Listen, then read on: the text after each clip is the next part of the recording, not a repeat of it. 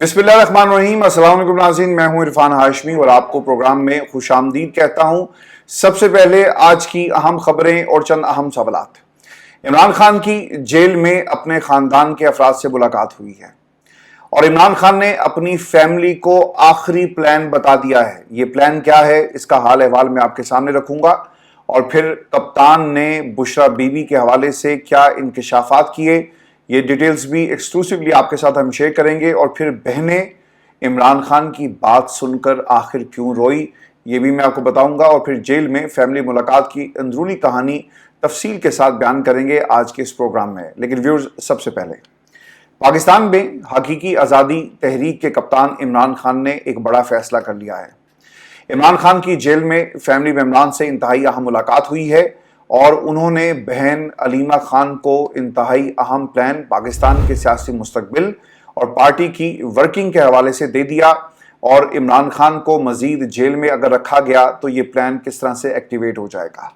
Jail में family से मुलाकात की अंदरूनी कहानी ये पहली बार एक्सक्लूसिवली व्यूअर्स हम आपके साथ शेयर कर रहे हैं। कुछ रोज़ पहले खान साहब की अपनी बहनों से और ख़ानदान के बाकी लोगों से जेल में मुलाकात होती है। फैमिली मेंबरान ने सबसे पहले इमरान खान को साइफर केस में बरी होने पर मुबारकबाद दी और अवाम के जज्बात इमरान खान तक पहुंचाए और पाकिस्तान की अवाम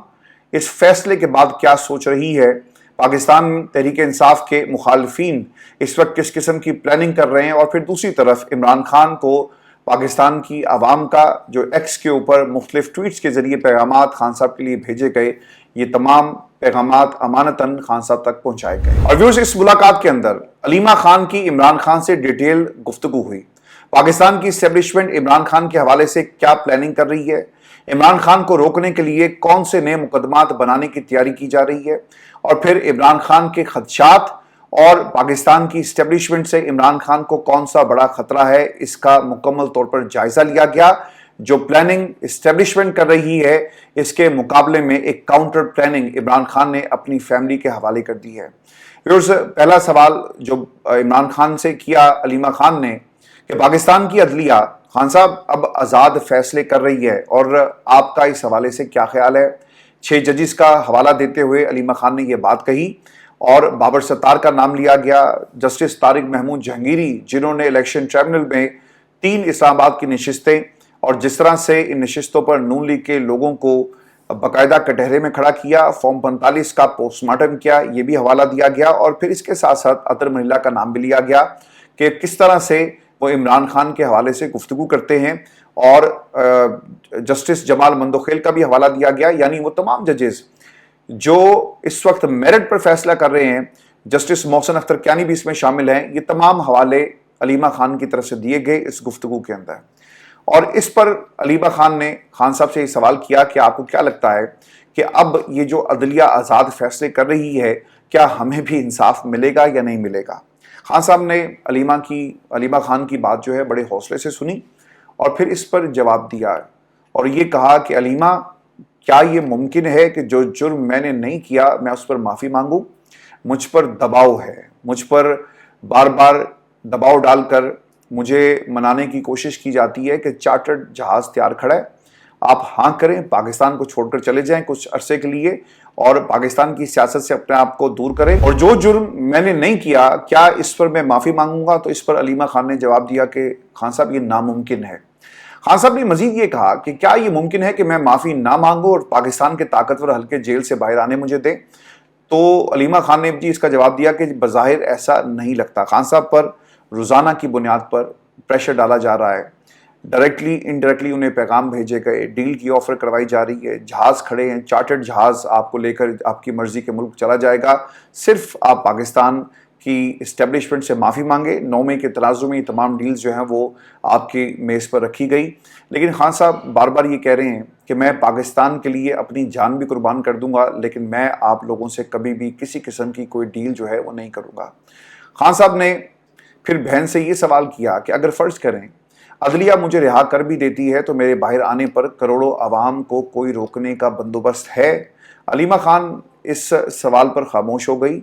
और अलीमा ने फिर ये इस्तफसार किया तो फिर क्या हो सकता है। यानी वो जो गुफ्तगू हो रही थी कि खान साहब अगर बाहर आ गए तो पाकिस्तान की आवाम भी फिर बाहर आ जाएगी ना। عمران خان کے ساتھ کھڑی ہوگی اور پھر اس سیلاب کو کیسے روکا جائے گا؟ اور عوام عمران خان کے شانہ بشانہ، چونکہ مقبولیت اگر آپ جیل میں ڈال کر کسی کو آپ اپنے ہاتھوں سے دیں گے تو پھر اس مقبولیت کا کچھ تقاضا بھی ہے، اور عوام اس تقاضے کو مد نظر رکھتے ہوئے باہر نکلے گی اور عمران خان کے ساتھ کھڑی ہوگی۔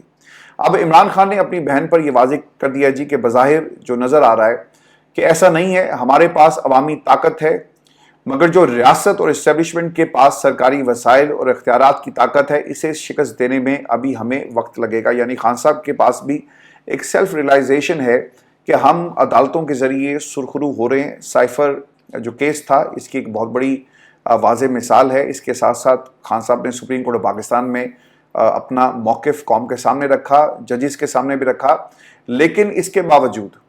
رانا ثناء اللہ جیسے لوگ، فیصل واڈا جیسے لوگ کیا کر رہے ہیں؟ وہ باقاعدہ طور پر اشارے دے رہے ہیں کہ جی ایک تو تحریک انصاف پر پابندی لگ جائے گی اور پھر خان صاحب کے خلاف مزید مقدمات جو ہیں وہ درج کیے جائیں گے۔ اس کی بڑی مثال ایف آئی اے کی وہ کارروائی جو جیل کے اندر کی گئی ایک ٹویٹ کے حوالے سے، اور اس ٹویٹ پر عمران خان کے خلاف غداری کا مقدمہ تیار کیا جائے گا۔ تو یہ تمام چیزیں کی جا رہی ہیں، یعنی عمران خان کو مزید جیل میں رکھنا، سرکاری وسائل کو شکست دینا اتنا شاید آسان نہیں ہوگا اور اس کے اندر تھوڑا سا وقت لگے گا، لیکن جیل میں بننے سے بہتر ہے۔ عمران خان کا یہ پیغام ہے پاکستان کی عوام کے لیے جو انہوں نے علیمہ خان کے ذریعے دیا، لیکن جیل میں بننے سے بہتر ہے کہ انقلاب کو حتمی مرحلے میں داخل کر کے وہ نتائج حاصل کیے جائیں جو نئے پاکستان کی ضرورت ہے، اور جس کے لیے میں نے زندگی کے 26 سال دیے، وہ مقصد حاصل کیے بغیر میں اس اندھیری کوٹری میں مرنا نہیں چاہتا۔ اب یہ جو مرنے کی بات ہے نا، اس کو سن کر بہنوں کی آنکھوں میں آنسو آ گئے، اور یہ ایک فطری سی چیز ہے۔ جب آپ کا پیارا جس کے اوپر غداری کا مقدمہ چل رہا ہو، بغاوت کا مقدمہ چل رہا ہو، 203 کے قریب مقدمات آپ نے بنا دیے، کار سرکار میں مداخلت، اور پھر اس کے ساتھ ساتھ سائفر، قومی سلامتی کے ایشوز کے اوپر جتنے بھی مقدمات تھے کتاب کے اندر، وہ سارے مقدمات اس وقت عمران خان کے اوپر ہیں، اور ایون کہ قتل کا مقدمہ بھی عمران خان کے اوپر درج کیا گیا۔ آپ کو یاد ہوگا کہ کوئٹہ میں ایک وکیل صاحب جو ہیں انہیں قتل کر دیا گیا، ان کا مقدمہ بھی عمران خان کے اوپر بنایا گیا۔ یعنی یہ اس حد تک جا سکتے ہیں جب ایسے حالات ہوں گے، اور خان صاحب پچھلے 1 سال سے جیل کے اندر ہیں، تو وہ لوگ جو آپ کے ساتھ جڑے ہوتے ہیں، جن کا رشتہ خون کا رشتہ ہو اور دل کا رشتہ ہو، تو پھر آنسو آپ کی آنکھوں میں آ جانا ایک فطری سی چیز ہے۔ اب اس کے اوپر خان صاحب نے اپنی بہنوں کو مخاطب کرتے ہوئے کہا کہ یار تم میرا حوصلہ بڑھانے آئے ہو یا پھر میرا حوصلہ توڑنے آئے ہو، تو میرے سامنے مت رو۔ فیملی ذرائع ویورز یہ بھی بتاتے ہیں کہ عمران خان نے فیملی ممبران کو آگاہ کر دیا ہے کہ ایک بات واضح ہے کہ عدلیہ ہمیں میرٹ پر انصاف فراہم کرنا چاہتی ہے، مگر عدلیہ کی بھی ایک حد ہے۔ ریاست اور طاقتور حلقے تکنیکی بنیادوں پر میرے کیسز کی سماعتوں کو طول دے کر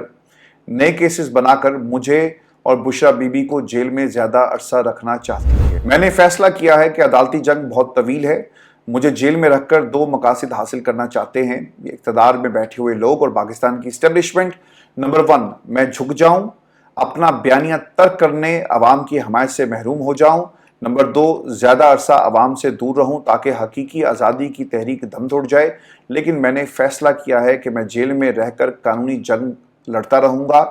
اور عید اور محرم کے بعد ہمیں تحریک کی کال دینا ہوگی۔ آپ نے اسد کیسر کو بھی یہ سنا ہوگا کہ انہوں نے عید کے بعد یہ کال باقاعدہ دے دی ہے۔ میری کیونکہ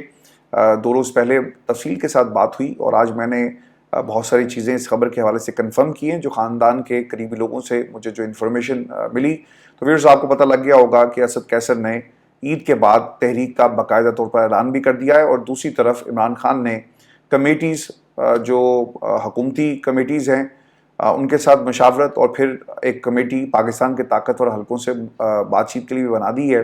اور رابطے کیے جا رہے ہیں تاکہ دونوں طرف سے ایک ایک قدم جو ہے وہ آگے بڑھے، اور پاکستان کے لیے لوگ جو ہیں وہ پیچھے ہٹیں اور صرف پاکستان کی جو ہے وہ بات ہو۔ اور پھر انہوں نے یہ بھی بات کہی، چونکہ تحریک کی بات ہو رہی ہے، کیونکہ بغیر مقصد کے اندھیرے میں نہیں مرنا چاہتا، لہٰذا ہمیں اس تحریک کو اس کے منطقی انجام تک پہنچانا ہے۔ فیملی ذرائع ویورز یہ بھی بتاتے ہیں کہ عمران خان نے علیمہ خان کو تفصیلی حکمت عملی سے آگاہ کیا اور انہیں پارٹی رہنماؤں کو بریف کرنے کی ہدایت کر دی ہے۔ عمران خان نے واضح کر دیا ہے کہ کارکنوں کو دوبارہ متحرک کرنا ہے، ناانصافی اور انتقام پر مبنی اس نظام کا عوام کی طاقت سے مقابلہ کرنا ہے، تمام شہروں میں پرامن مظاہروں کے آغاز کے ذریعے بڑی تحریک کی طرف ہم بڑھیں گے۔ ذرائع ویورز یہ بھی بتاتے ہیں کہ عمران خان نے یہ بھی بتایا کہ سابق صدر عارف الوی حکومت اور طاقتور حلقوں کو آگاہ کر رہے ہیں کہ پاکستان تحریک انصاف جمہوری انقلاب کے ذریعے کسی ادارے سے محاذرائی نہیں کرنا چاہتی، لیکن ناانصافی کے ذریعے ان کے قائدین کو جیلوں میں رکھا گیا تو جو کسی صورت بھی قابل قبول نہیں ہوگا۔ ذرائع ویورز یہ بھی بتاتے ہیں کہ عمران خان نے علیمہ خان کو یہ بھی بتایا کہ اگر مجھے 1% بھی امید ہوتی کہ طاقتور حلقے مجھے ملنے والے عدالتی انصاف میں رکاوٹ نہیں بنیں گے تو میں اداروں کے خلاف خاموش رہتا، لیکن جب مجھے یہ اندازہ ہو گیا کہ وہ مجھے سیاست سے ہی آؤٹ کرنا چاہتے ہیں تو پھر مجھ سے یک طرفہ تعاون کی توقع کیوں کرتے ہیں؟ مگر میری اطلاعات کے مطابق خان صاحب نے یہ بڑی واضح طور پر اپنے خاندان کے لوگوں کو بتا دیا ہے کہ یہ فیصلہ ہو چکا ہے کہ مجھے حساس کیسوں میں سزا سنانے کا باقاعدہ ایک پلان بنایا گیا ہے۔ آپ کو یاد ہوگا کہ یہ جو ٹویٹ والا معاملہ ہے یہ اس میں سے ہی ایک بنیادی کیس ہے۔ حمود الرحمان کمیشن کی رپورٹ اور پھر دیگر جو مقدمات اب خان صاحب کے خلاف نئے بنا کر انہیں جیل میں زیادہ سے زیادہ دیر جو ہے وہ رکھا جائے گا۔ اور پھر اہم ترین جو ایشو ہے اس کے اندر وہ ہے بشرا بی بی کے حوالے سے وہ خبر، اور فیملی ملاقات کے دوران جب بشرا بی بی کا نام آیا تو خان صاحب کا چہرہ جو ہے نا وہ سرخ ہو گیا، اور انہوں نے بڑے غصے میں گفتگو شروع کر دی اور بہنوں سے مخاطب ہو کر یہ کہا کہ شاید میں اپنے خلاف انتقام کو بھول جاؤں، لیکن ایک باپردہ گھریلو خاتون کو جس طرح انہوں نے نفسیاتی دباؤ میں رکھا، اسے ہراساں کر رہے ہیں، اس پر غیر قانونی کیسز بنائے گئے، یہ میری بیوی کو سزائیں سنا کر مجھے جھکانے کی کوشش کر رہے ہیں، میں کس طرح ان تمام لوگوں کو معاف کر دوں؟ یعنی بشرا بی بی کے معاملے پر عمران خان کسی قسم کی لچک نہیں دکھائیں گے، بلکہ جن لوگوں نے یہ سب کچھ کیا عمران خان انہیں کبھی بھی معاف نہیں کریں گے۔ انہوں نے بنی گالہ میں خان صاحب نے یہ بھی بتایا کہ بشرا بی بی کی نظر بندی کے دوران کچھ ایسے واقعات ہوئے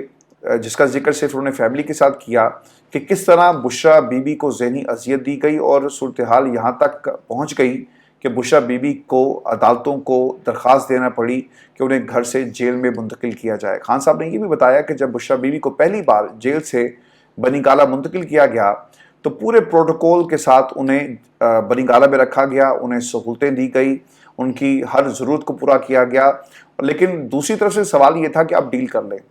اور جس طرح سے خان صاحب کے خلاف ریحام خان بولتی رہی ہے، بالکل اسی طرح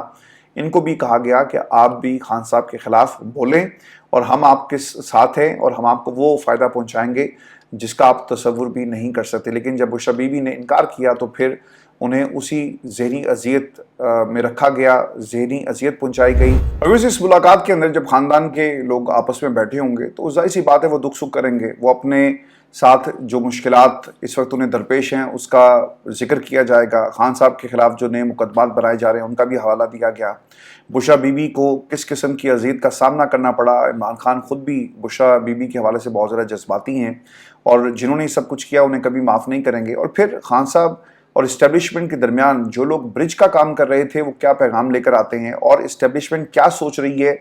اس کا بھی حوالہ اس ملاقات کے اندر دیا گیا۔ اب دو چیزیں بڑی امپورٹنٹ ہیں کیونکہ ماحول افسردہ ہو چکا تھا جب یہ تمام باتیں ہو رہی تھیں، اور آئندہ کے لائے عمل کے حوالے سے خان صاحب نے پلان اپنی بہن علیمہ خان کو دے دیا ہے، اور یہ پلان امانتاً پارٹی کے سینئر قیادت تک پہنچا دیا گیا ہے۔ اور یہ پلان اصل میں ہے کیا؟ پہلی چیز جو فیملی ذرائع ویورز بتاتے ہیں، خان صاحب نے یہ واضح کر دیا ہے کہ 30 جون سے پہلے اگر ان کی اور ان کے خاندان کے لوگوں کی اور اس کے ساتھ ساتھ جو ان کے ساتھی ہیں ان کی اگر رہائی ہو گئی تو تحریک کا انداز مختلف ہوگا، اور اگر 30 جون کے بعد ان کی رہائی ہوئی یا رہائی جو ہے وہ نہیں کی جاتی تو پھر اس کا انداز اور موڈ ڈیفرنٹ ہوگا، یعنی حکومت مجبور ہو جائے گی تحریک کے نتیجے میں عمران خان کو رہا کرنے کے حوالے سے، اور یہ واضح کر دیا ہے عمران خان نے، اور یہ پلان پارٹی کے لوگوں تک پہنچا دیا گیا ہے۔ اب تحریک عید کے بعد جی شروع ہونے جا رہی ہے، اسد کیسر نے اس پہ بڑی تفصیل کے ساتھ بات بھی کی ہے، اور علیمہ خان اس کے بعد خان صاحب کو انہوں نے ایشورنس دی ہے کہ جس طرح آپ نے کہا اس پر بھرپور طریقے سے عمل کیا جائے گا۔ اور لیکن ایک چیز اس کے اندر بڑی امپورٹنٹ ہے، اور میری اطلاعات کے مطابق پاکستان تحریک انصاف میں اب تک جتنے بھی جلسے جن کا اجازت نامہ نہیں دیا گیا یا ریلیاں جو کامیاب نہیں ہو سکی، پہلی بات ہے کامیاب تو ہونا تو دور کا معاملہ ہے، لیکن اجازتیں نہیں ملی تو کامیاب کہاں سے ہونی تھی؟ تو اس کے پیچھے ایک ایلیمنٹ یہ بھی ہے کہ آپ اگر کوئی ایکٹیویٹی کرتے ہیں تو اسے 9 مئی کا رنگ دے کر پاکستان تحریک انصاف کے خلاف مزید مقدمات بنائے جائیں۔